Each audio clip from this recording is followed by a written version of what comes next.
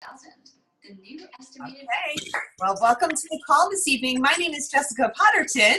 I'm a National Marketing Director with the Juice Plus Company. And I have the honor of introducing our speaker for the evening, who is a very, very dear friend and an awesome mom to three very active and athletic boys. And she and her husband, the two of them themselves, are amazing athletes as well. So they have a household of 5 amazing athletes. Yeah. But in addition, Jessica is a registered dietitian with the Academy of Nutrition and Dietetics and is an American Council of Exercise certified personal trainer. She's a graduate of Ohio State University, where she received a Bachelor of Science degree in Human Ecology and was a member of their field hockey team. She also holds a Master of Art degree in Nutrition Education and Wellness Promotion from Immaculata University. For over 16 years, Jessica has been delivering, it's probably longer than 16 years now, huh, Jess? 17, 18? 18. 18. She's been delivering wellness services to universities, school districts, health clubs, and private clients. Jessica spent 10 years working as the campus and team nutritionist at Villanova University. Go Wildcats, huh? Big year for them this year. Last couple of years, as a matter of fact. Her focus at Villanova was to inspire healthy eating habits in the students, staff, and faculty. She also provided sports nutrition services to their athletes, teaching them how to eat for peak performance. Jessica has developed, delivered, and managed wellness services in a variety of settings. She's presented to the National Restaurant Association and National Association of College and University and regionally for many health and wellness organizations. She's dedicated to partnering with individuals and organizations to inspire and sustain healthy lifestyle changes that contribute to well-being.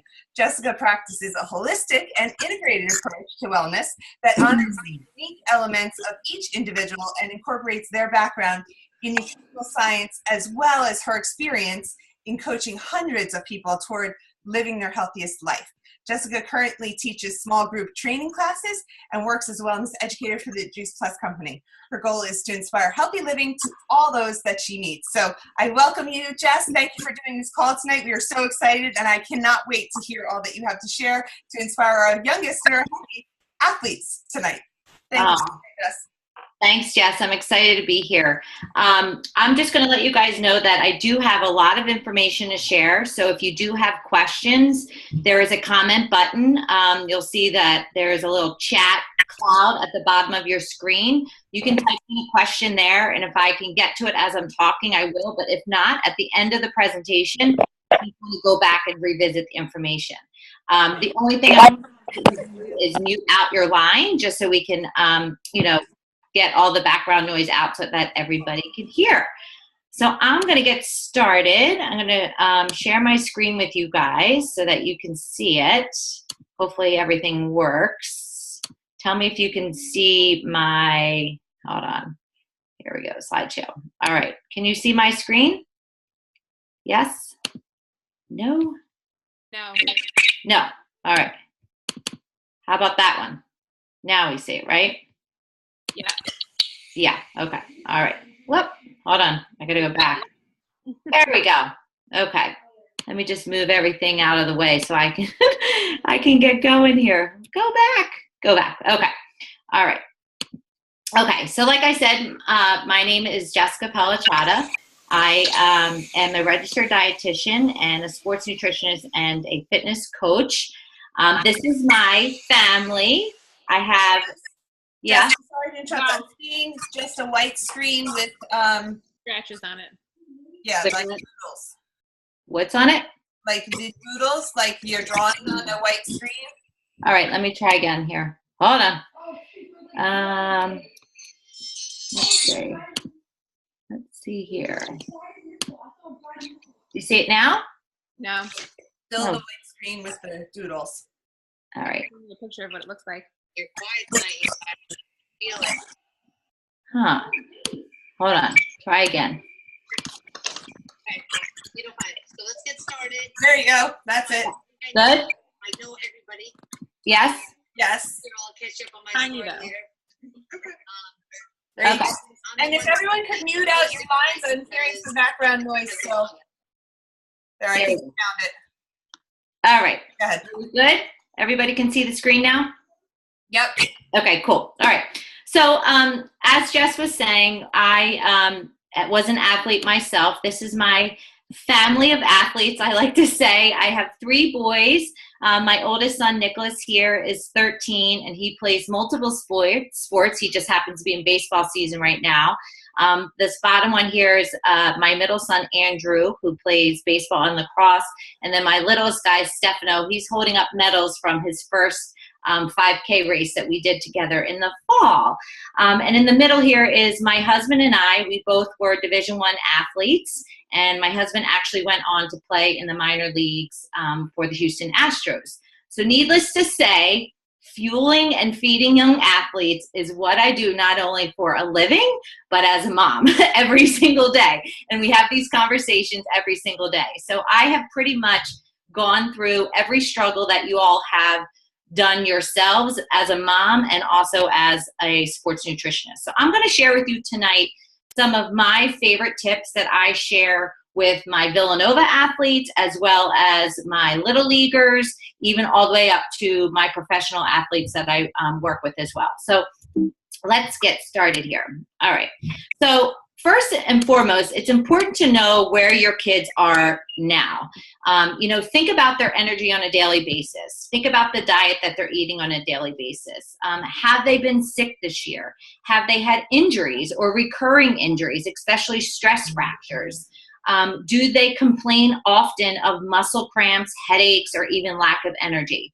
Those are the signs and questions that I ask all of my athletes and parents, just so I can get a better idea of where they are with their family's nutrition and how their athletes are at that moment. So the goals of tonight's presentation is really, I'm going to help you identify what foods to eat before and after exercise or the sport that you're going to be participating in. I want you to know about the hydration guidelines for your athletes, because it does vary depending on age. I want to identify ways to help improve your athlete's energy, their recovery, and overall fitness level. Learn how to reduce oxidative stress and prevent injuries. And more importantly, I want you to walk away tonight with an overall sense of better well-being as a mom or a dad or a caretaker of a young athlete. So, food is really the fuel here, and you're going to hear a lot about specific types of food that I use all the time when it comes to fueling athletes. And fueling up and recovery is really all you need to enhance your performance, and it just starts with whole food nutrition. So there's a couple things that I go over with athletes.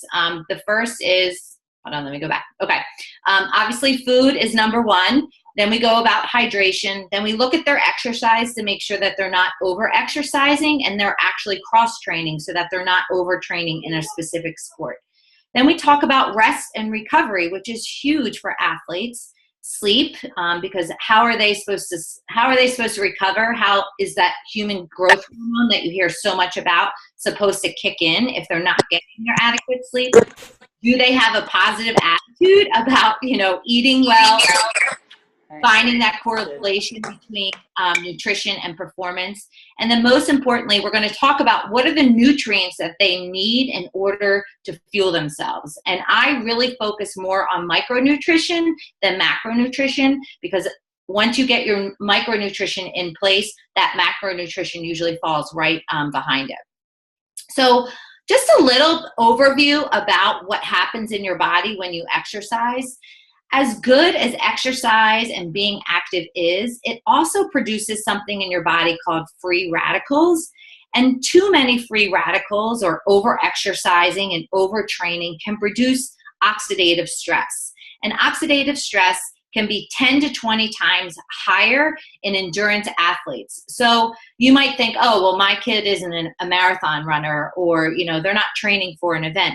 But think about a child that's playing multiple sports, that's going from a 2-hour practice for maybe their school team, coming home and then going for another 2-hour practice. That's endurance. And these kids are having a lot of oxidative stress built up in their body. And what we want to do is we want to find what foods can help put that oxidative stress down and help reduce getting worse and worse. What can happen though is that if these free radicals accumulate in your body and build up over time into these higher levels, you will start to see your kids get sick really often. And I always correlate it back to stressful times. So if you think about the end of sports season, or if somebody is training for a marathon, like I said, typically they get sick at the end of that season because their body is just so worn down if they have not done a good job with eating well, hydration, rest, and recovery. So we're going to talk about how to prevent that tonight. So free radicals equal oxidative stress. I just kind of explained that. And these free radicals are really unstable atoms in a chain reaction that damages millions of cells in our bodies 24/7. So they're constantly circulating throughout our body. And if they're circulating at, like I said, an unhealthy level, they're going to decrease our body's ability to repair and recover. And they're going to cause that oxidative stress that I talked about. Now, what does this mean for athletes? Well, what this means is that over time, we have seen that oxidative stress has been linked to accelerated aging, heart disease, cancer, diabetes, Alzheimer's, Parkinson's, lupus, autoimmune disease, RA, all of these things that you see here. And you may be thinking, well, I'm not worried about that in my child. Well, think about yourself. How much do you really focus on your recovery with food? And what if your child, is from age 6 all the way up to, 20s, playing sports around the clock and not reducing this oxidative stress? It can be a risk factor and possibly could be a link to some of these diseases. So the good news is that we know how to get rid of this oxidative stress. And we know that fruits and vegetables really supply the best source of micronutrition for the body to recover from exercise. So why fruits and vegetables? Well, I want you to think about your cell and your body as an apple, okay? If you were to slice an apple open, what do you put on your apple to keep it from turning brown? You put lemon juice, right? The antioxidant. So healthy cells in your body are really the frontline defense against oxidative stress at a cellular level. And those fruits and vegetables that we try to eat every single day are the antioxidants, just like the lemon juice on the apple, to keep those cells healthy and performing at the level that we need. So that's why fruits and vegetables are superior to any other food when it comes to protecting cellular damage and helping to get this oxidative stress out of our body and out of our kids' body. So what kind and how much? Well, this is where you're going to have a little shock here. 7 to 13 servings is what's recommended for most kids, 7 being on the lighter side. And you'll see that athletes, it goes higher just because of the amount of training that they're doing. And we want it to be fresh, vine ripened, raw, herbicide and pesticide free, and non-GMO. So that is really the goal that we're trying to do, is increase our kids' fruits and vegetables intake and use this fresh produce to really help reduce all that stress that they're putting on their bodies. So let's talk a little bit more about, what type of fuel we also are going to be including. And I'm a big believer that it's the quality of the food sources that you really want to get into your body. Think about, if you are eating junk, your body's going to burn junk, and that's how you're going to feel. But if you're eating well, you're going to have all the energy that you need, and you're going to be cleaning that, burning that clean exhaust. So burning food for energy, like it says on the screen here, produces exhaust. The cleaner the fuel, the cleaner the exhaust, the dirtier fuel, the dirtier exhaust. So think about that car, right? Gas versus oil. I use gas as the macronutrition. So that's your carbs, fat, protein, right? We can, refuel the gas in the car and go on and on. It's energy dense. It's calorically, good for our body. But the oil is really what keeps the car going, right? If you don't have oil in your car, what happens to the engine? It seizes and the car is dead. You have to replace the engine. So that's the big difference. We can just keep putting the gas in and going, but to really maintain our bodies, it comes down to the oil, or what I call micronutrition. And that's nutrient-dense whole foods like the fruits and vegetables we talked about, phytonutrients, and all of this supports the cells and helps reduce that oxidative stress. So the target sports diet looks like this. It's about 55 to 65% carbohydrates. So that's your fruits and vegetables, your whole grains, your beans, your legumes, 30 to 25% fat, and only 15 to 10% protein. And I have a couple numbers down here that you can write down if you really want to be interested in how many grams that you need. But I can also send you that information as well. So the best energy foods that we can provide for our young athletes come from the fruits and vegetables, and they also come from those complex carbohydrates. And this is what an athlete's plate would look like. Now, a few years ago, probably about, I want to say 10 years ago, I was lucky enough to go out to Colorado Springs to the U.S. Olympic Training Center, and I got to meet with their a variety of sports nutritionists and, you know, sports medicine doctors, and they developed these athletes plates. And you can go online and Google them, and they have them for specific training. So they have it for a light training day, a moderate training day, and a heavy training day. I picked this day because I feel like the athletes that you guys probably have at home are pretty moderate. They're not doing that high intense exercise. Now, if you have a high school athlete that maybe is, you know, getting ready to go to college and doing 2-a-day workouts, then maybe you would see a change in serving sizes of food, but the general plate is going to look the same. You can see we have grains and vegetables that make up almost 75% of what the athlete should be eating, and then a small portion of the lean protein. We have healthy fats. We have fresh fruits, we have water on the side, and then, you know, using flavor enhancers. It's like, think about what your child plate looks like. Does it look like this? This is what the goal that we're trying to get to. So why do athletes need those carbohydrates from the fruits and vegetables and the complex grains? Well, the carbohydrates really are your primary energy source that fuels muscles and your brain. They improve exercise and endurance and intensity. They help, prevent mental fatigue. So if you think about it, when you're out, playing sports, or if you're out, I have members of a golf team that I work with, and they're out on the course for 6 hours at times. And if they don't have adequate carbohydrates in their body, their mental focus and sharpness is just completely off. So they have to do a really good job of keeping those adequate carbs in there. And also assists with optimal training and recovery. Carbohydrates, like I said, are the main source of energy for exercise. So if you don't have those stored in your muscles are going to break down protein for energy, and that defeats the whole purpose of eating protein and really becoming that elite athlete that you're trying to achieve. Okay, so problems when we don't give our body that oil or the micronutrition that I talked about. And think about some of these symptoms, and think about your athlete at home, or maybe yourself if you are an athlete on the call tonight. Do you suffer from insomnia? Do you have increase or changes in your heart rate or your pulse rate? Like if you wear a heart rate monitor, you might notice a change in that. Are you in pain a lot? Do you have painful muscles? Maybe your GI tract has gotten off. I have athletes that are endurance athletes that have a lot of GI issues, and we have to work out the food choices to make sure that they are putting the right foods in right before they work out to prevent that from happening. Maybe you have trouble putting on lean mass or keeping on lean mass. Maybe your metabolism has tanked because you're not eating enough carbohydrates. If you don't feed your body carbohydrates, there's no way your body can release excess fat. Carbs or fat burns in the flame of a carbohydrate. So you have to have that adequate carbohydrate in there.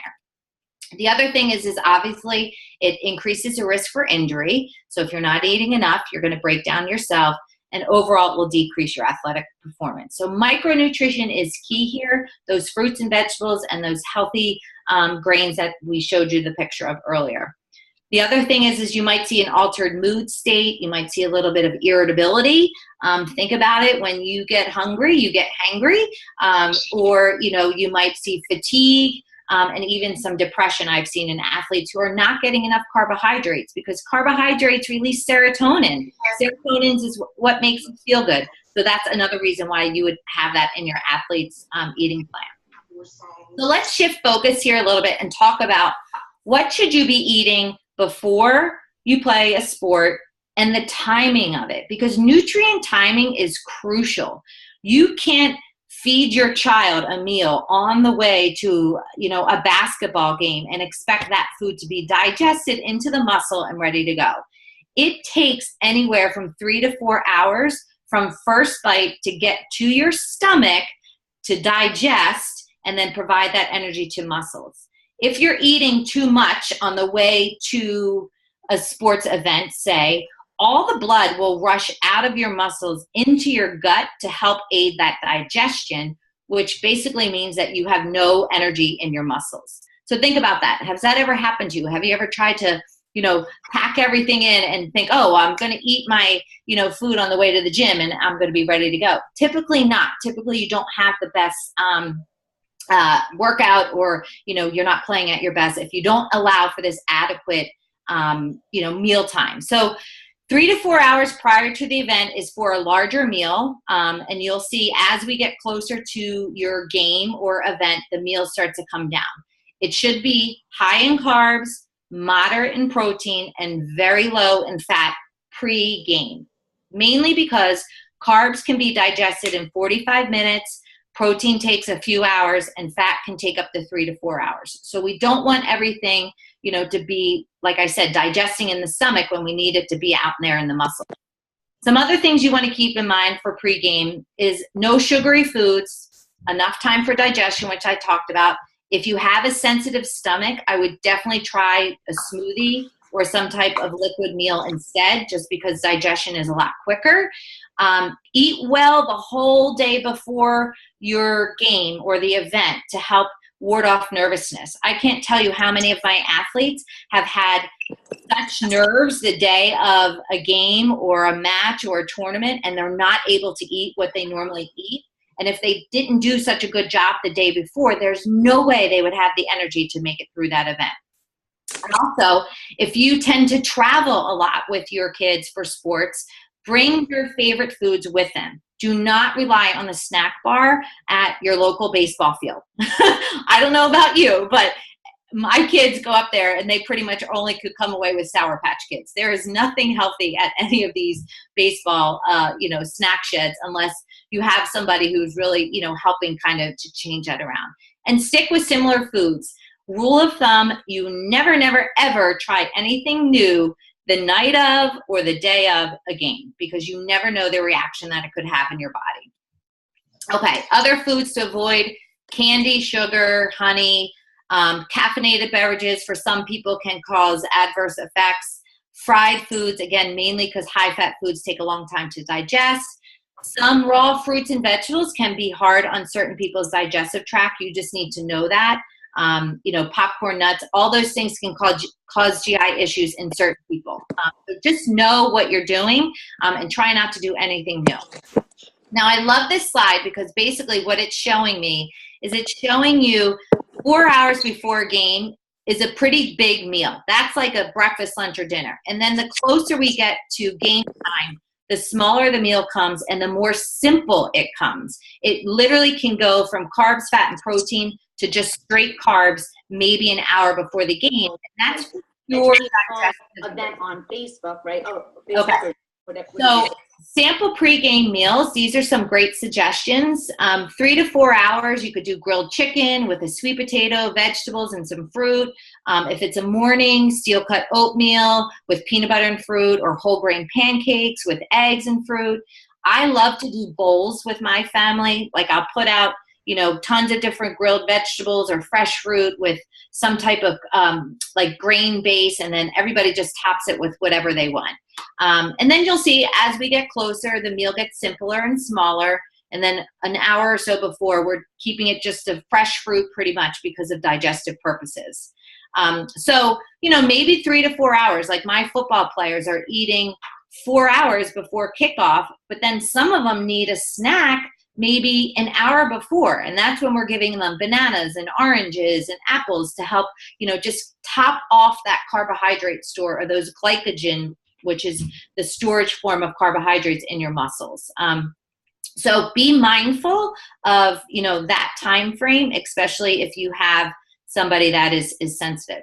Now, these are just some of my, favorite ideas. The top one up here kind of just shows you think about your kids. You know, when you're sending them to school and they have a game that night, breakfast and lunch is pretty much what their pregame meal is. You're not going to have time necessarily to get them a meal before, say, a 5 o'clock or 6 o'clock game. So what you're serving for breakfast and lunch really is going to be providing them with that pregame meal. And these are just some examples of meals that you can pack. You'll see the variety of different colors. There's protein in there. There's healthy fats. The picture on the right in the mason jars, this is my favorite go-to. These are overnight oats. You can do a variety of different kinds. You just get some oatmeal, you put it with your favorite nut milk, and top it with maybe a healthy fat. And then in the morning, you can put the fresh fruit on it. And they're awesome. They're great for on the go. You can even pack them in lunches. Or another great idea is to do salad in jars in the mason jar as well. So just some different ideas that you can try.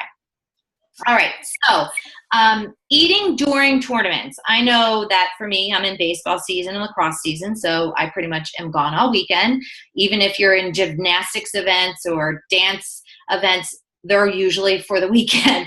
So you want to make sure that when you're leaving, that whatever meal you're last having at home is a really good meal and is providing that foundation for the weekend. The quickest thing I can recommend to you is that if you have a short amount of time between a competition or a game, simple, simple, simple. So that's where you're just going for a piece of fruit. That's where you're going maybe for a granola bar that doesn't have a lot of fat in it. Maybe you're doing pretzels or whole grain crackers or dried fruit. Those things are digested really fast. And that's going to get into the muscles to help them, you know, with whatever event that they're going to be participating with. Bring all your food with you. Again, try not to rely a lot on what's available at the venue you're going to be visiting. And maybe do a little bit of homework about the restaurants that are in the area to see, okay, do I have a grocery store I can go to? Is there a restaurant I can stop at? What are my team meals looking like? And typically, if you can be an advocate for other families, most other parents will get on board with you and want to kind of create healthy team meals. Not everyone, but you know, maybe you can, you know, take lead of that and be the example. Okay, eating for recovery. So post-exercise is crucial as well. You know, when you pick up your child from a game, or if you're like, for me, my one son finishes baseball practice at 5:30 or 5 o'clock, and then he has to be at his next practice sometimes within an hour. So I have to have everything ready for him in the car and make sure that he's getting what he needs for recovery. So think of your muscles as a big sponge, okay? You have up to 2 hours to get nutrition into that sponge in order for that repair and recovery process to happen. If you miss that window, your muscles start to break down themselves for recovery. And that's where you start to see delayed onset of muscle soreness happen, where you might feel like, oh, I didn't do a good work or hard workout, but then the next day you're waking up so sore. A lot of that could have to do with the nutrition that you're eating. So what does that meal look like? One of my favorite things is taking just a flat bread. I put peanut butter on it, honey, and granola. Super high carbohydrate, healthy fat, and the kids love it. It's like a roll up and they're in the car. It's going to get digested. It's sweet, so they're likely to eat it. It has a little bit of salt in it, which makes them drink more. So that's a great option. You can do fajitas. You can do a smoothie with a plant-based protein, again, the bowls. So the difference really between, you know, pre and post exercise is not that great. It has more to do, or not that great, meaning like not that different. The only big difference is pre-workout, you really want to keep the fat very, very low just for digestive purposes, whereas post-workout, you can have more fat because you have that time to allow for that digestive process to happen. Okay. So we've heard a lot about the food that we're going to eat for recovery. We're going to shift now into some of the fluids and just remind you about why you're eating this way and why it's important for your kids to eat this way. It really is because you want to reload the glycogen stores. So as I mentioned earlier, the glycogen is the storage form of carbohydrates in your muscles, and they're used for energy, the concentration, and to spare that protein that you don't want to use for working out or your activity. We also want to make sure that we are replenishing our fluids. And all of this is what's going to help your child really increase and maintain muscle mass, and most importantly, maintain immune function. I can't tell you how many athletes I work with that are not eating enough calories, and their parents are like, well, I don't understand why they're growing. I'm just going to get them on a protein shake or put them on a supplement. And it's like, no, they're just not eating enough calories. Like, there's no way you can put muscle mass on a 16-year-old boy if their overall caloric intake is not high enough. Not to mention, they probably don't have enough testosterone in their body to help put on that muscle as well. So it really is consistency over time that gets the results that you want to see. Okay, so let's talk about snacks for school, because most of us have kids that are playing sports after school.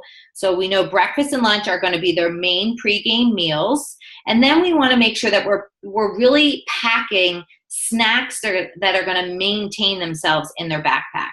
I know I pack extra, like, lunchbox almost for my one son that stays after school for middle school sports. And so he knows, okay, that's your lunch, and then this is your after school snack. And I'm like, on the bus, on the way to the game, this is what you eat, and we talk about it.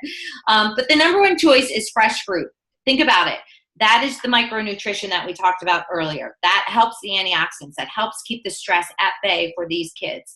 So packing any type of fresh fruit that you can is going to be great.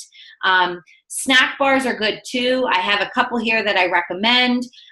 If you're in the grocery store and you're looking at the label, the biggest thing is a 2-to-1 ratio. So it's 2-to-1 of carbs versus protein, or 3-to-1 ratio of carbs versus protein. So an example would be a bar that has 30 grams of carbohydrates. You want it to have about 10 grams of protein. That way it's going to hold the blood sugar longer for the athlete, and then they're going to have sustained energy.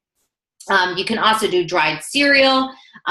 Love making homemade trail mix. Get your kids involved. Find out, do you like raisins or do you like dried cranberries? Do you want peanuts or do you want almonds? Do you want little chocolate chips, or would you like a couple M&Ms? Do you want pretzels? So get them involved with it, and put in some of their favorite things. It has to be fun, right? They are not going to eat it if it's not something that they like. Pretzels are great. Popcorn is one of my favorite snacks because it's so high in fiber, and you can get really good popcorn now that is made with like a Himalayan sea salt, which has just enough salt to get them to drink more water, so then they're being hydrated. Roasted chickpeas and beans and dried fruit are also, great choices as well. Okay, more snacks options. Here's like little snack bags that you can pack. My favorite thing to make for my kids, if I need them to get a lot of calories in and get nutrient-dense foods, so meaning if I only have a short amount of window to get a good amount of food in them, I will make these Buckeye balls. As you heard, I am a Buckeye. I went to Ohio State, so I named these the protein Buckeye balls. And so it's really simple. You just mix all these ingredients, the oats, the peanut butter, honey, chocolate complete, chocolate chips, and water. You roll them into little balls and you put them in your fridge. Sometimes I'll make a batch and my kids will just go out and eat scoops of it. Or you can roll them into like protein bars as well, and they're great. So just a really good tip to try. All right, so let's talk a little bit about hydration here.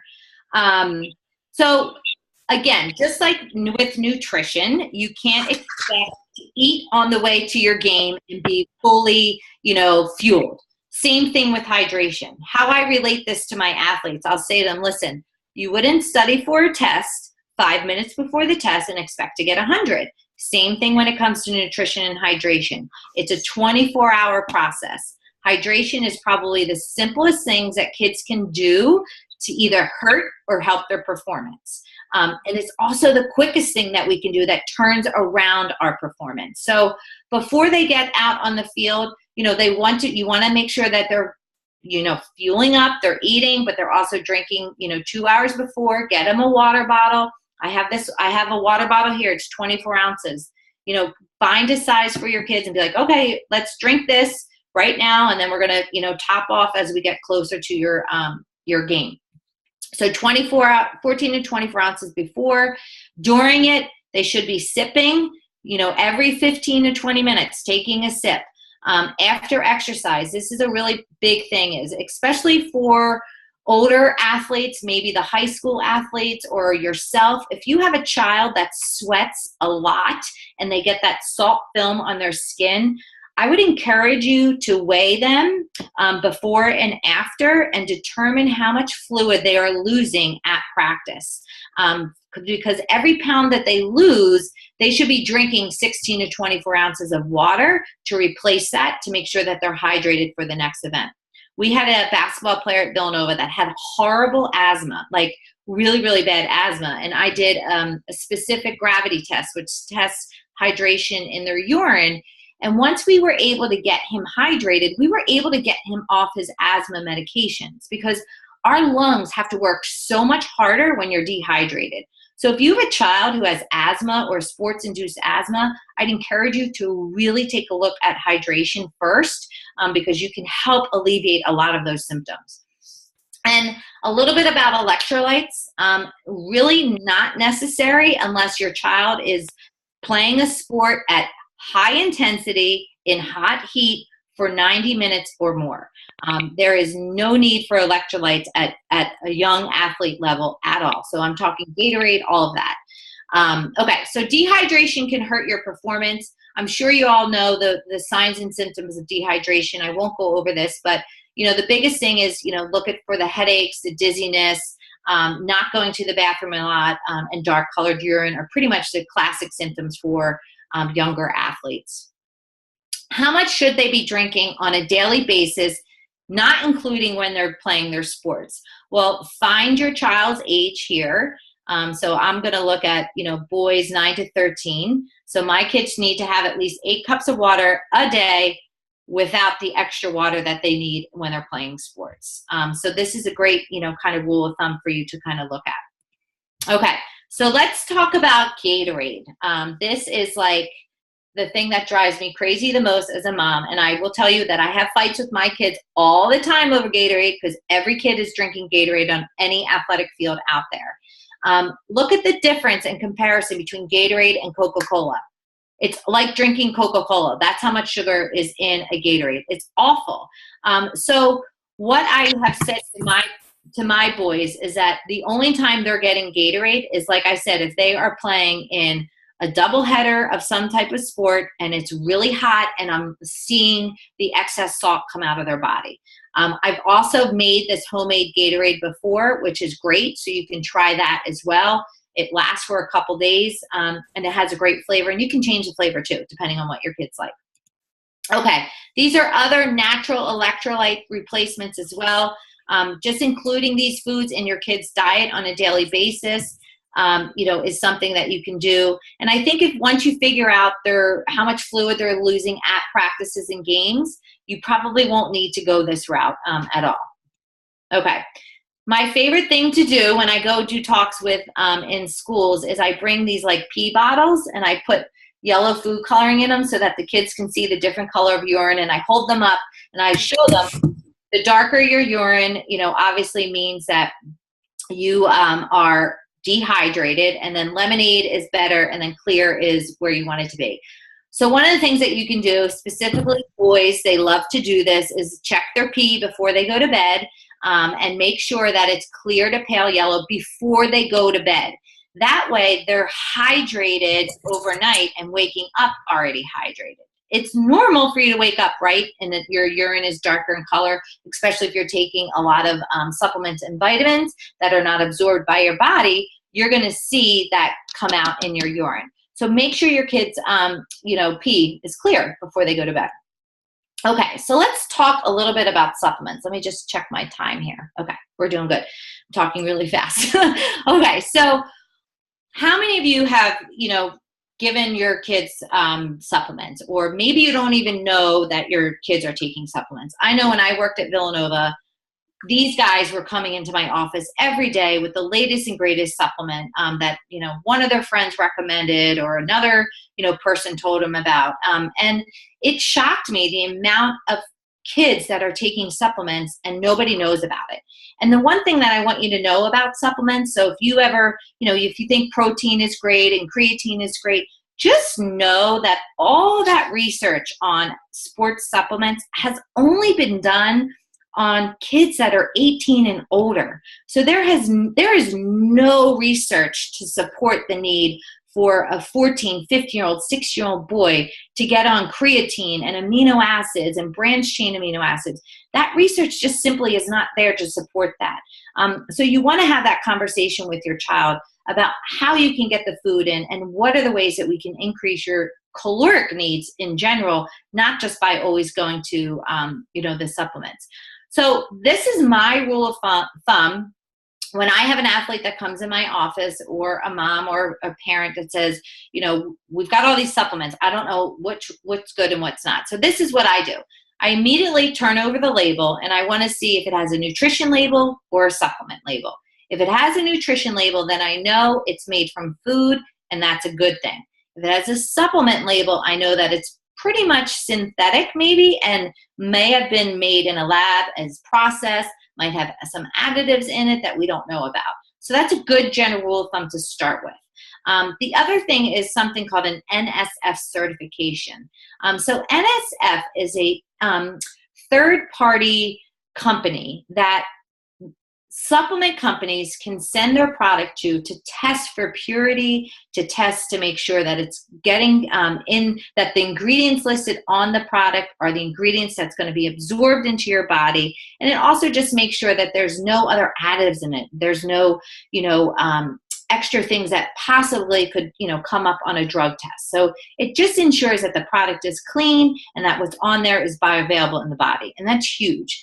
Another thing I will ask for is research. Show me research with that product in a study on humans, okay? I don't want borrowed research. I don't want any claims. I want to see that particular product studied, because there's so many times where somebody will bring me a supplement and the claim will say, boost immunity. And the reason it's saying boost immunity is because it has vitamin C, but that doesn't mean that, this supplement is going to boost immunity. They're just borrowing that because that's what vitamin C has been shown to do. So you want to ask these questions. If somebody's recommended something to you, one of my favorite ones is, I'll say, is this safe for everybody? Can I take it? Can my kids take it? Can a pregnant woman take it? Can a nursing mom take it? Can I give it, to a diabetic? And if there's a warning label on it that says, go consult your doctor, I'm not going to look at it. There's no way I'm going to recommend it to, an athlete, let alone give it to my family and friends. So that's just a basic rule of thumb that I use when I look at supplements. So another common question I get a lot is whey protein versus plant-based protein. In the last few years, there's been a huge shift in the sports nutrition world to get more plant-based focus. And that's mainly because they're realizing that a lot of people are having a hard time digesting whey protein. They're seeing some correlation between whey protein and causing inflammation, which is that oxidative stress that I talked about. It's also very high acid forming in the body. So we want to shift more towards plant-based protein. And I use a product called Juice Plus Complete, which is 100% plant-based. And it just helps to kind of keep your blood sugar level. It's more alkaline in the body, and it's made from whole food nutrition. And it's been clinically researched. Okay. So what else do I recommend? I think many of us are vitamin D3 deficient. So I would say the next time you get a physical, try and get your D3 levels done. This is what's recommended for adults. If you're vegan, you're going to need a B12 supplement as well, or over 50 years old, because we don't absorb it as well. Probiotic is a great idea, again, to kind of maintain that immunity and help, keep the oxidative stress at bay. An omega for sure. Omegas have been well known to help reduce inflammation in the body, help with joint health especially, and also help with cognitive function. A plant-based protein shake. And then we're going to talk a little bit about another product that I recommend, which is our Juice Plus capsules. So those are just kind of the overview of the sports nutrition. And we talked a lot about food already, right? And I think as parents, we struggle with how to get all this nutrition in our kids' body every day. And that's where I have found a simple solution that my family started on about 6 years ago. And it's Juice Plus, these capsules here, the Orchard Garden and Vineyard Blend. It's 45 different whole foods. It has that food label that I said that you want to look for. It's non-GMO, it's dairy-free, it's gluten-free, it's NF certified, and it's published in almost 38 clinical studies to date. And those studies have been done on a variety of people from, athletes that are training at the highest level to cancer patients to diabetic boys. So it is safe for everybody. And I love this product because it's just so simple. It's just fruits and vegetables found in a capsule form. It's an easy way for us to bridge that gap between the fruits and vegetables that we talked about earlier of trying to get into our kids' body. 7 to 13 servings. How many servings did your kids get in today? How many did you get in today? So this is a simple solution for you to, like I said, bridge that nutritional gap that we all probably could use on a daily basis, not just for sports. I mean, this is functional, everyday, foundational nutrition. We take this every day in my family because there are days where my kids, you hear our schedule, they're not getting everything in that they need, but they are getting in this foundation of 30 whole foods every single morning with their breakfast, regardless of what the day looks like. We also do shakes in our family. I never was a shake person, mainly because I never found a shake that I liked. All of them were usually whey protein or had a supplement label. And when I would ask somebody who would recommend it, if I could give it to my kids, they probably, they would say, no, this is not appropriate for a child. So this is something that my entire family uses. I use it a lot for my kids right when they come home from school. I'll take a scoop of shake mix, I'll throw banana, peanut butter, and they're out the door and they're on the way to the next practice. And even for me, it's sometimes my dinner on the go, especially if I'm going to, go watch one of their games. It's an easy way for me to get that healthy fast food into my body. And it's all plant-based. There's alpha sprouts in here, ancient grains. There's pomegranate. I'm trying to think of some of the other things that are in here. Broccoli. So, things that you would not normally find in a protein shake is what you're finding in Juice Plus Complete. And it's called Complete because it has fiber in it. It has protein in it. It has the carbohydrates. So it has that complete macronutrition profile that we want, plus the micronutrition. The other thing that I really love, and I think as a dietitian, this is probably the only reason I said yes to, bringing this amazing product into my family and deciding to be a wellness educator with this company, was the fact that it is research, and it really is the most researched product in the world. I've had the pleasure of meeting and speaking endless times with Dr. David Phillips here, who is a Harvard doctor. He, is an Ironman athlete. He works he actually used to work in ER and does sports medicine. And now he, goes around and he shares nutrition with athletes of all different backgrounds and levels of experience to help increase their level of competition using food. So here's some of the studies that you'll find Juice Plus in, and this is what blew me away. I never found any of the supplements that people had recommended to me in any of these studies. These are the studies that I go to when I'm looking for the most up-to-date, best information as far as nutrition research goes. We are doing studies that are double-blind, randomized, placebo-controlled, and peer-reviewed. We are not paying ourselves to get into these journals. You have to be invited to be into this journal. And believe it or not, if we do a study and the results are not in our favor, that study still gets published. So it's a very prestigious honor to be a part of this community, and especially to be featured in some of the top journals around the world. This is what Juice Plus has been shown to help with athletes and in general our normal population, improving cardiovascular wellness, support your immune system, your gum health, reducing that oxidative stress that we talked about that happens all the time with athletes, reducing inflammation, protecting our DNA. That is a huge thing right now that you're going to hear a lot about, is how we can almost turn off switches of genes of diseases in your family just by simply changing lifestyle behaviors. Healthier skin, and we've also seen improved in insulin resistance, abdominal fat, quality of life, and lung health as well.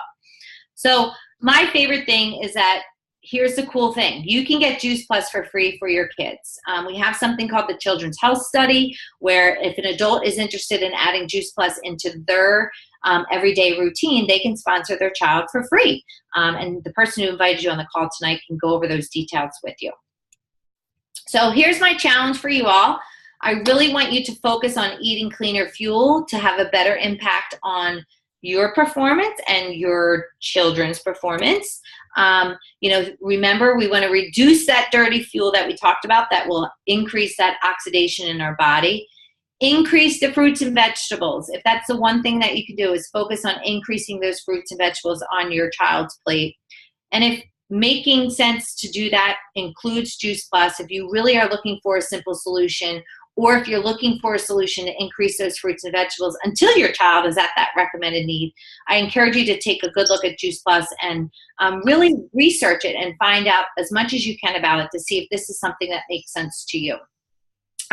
So when we put this all together, this is where the peak performance really does come about. And it can happen for everybody. They always say that performance is 80% nutrition and only 20% of the training. So if you're looking for your child to really enhance their training performance, take a look with what's on their plate, because what they are eating is really going to be tomorrow's, energy expenditure on whatever sport that they're playing in.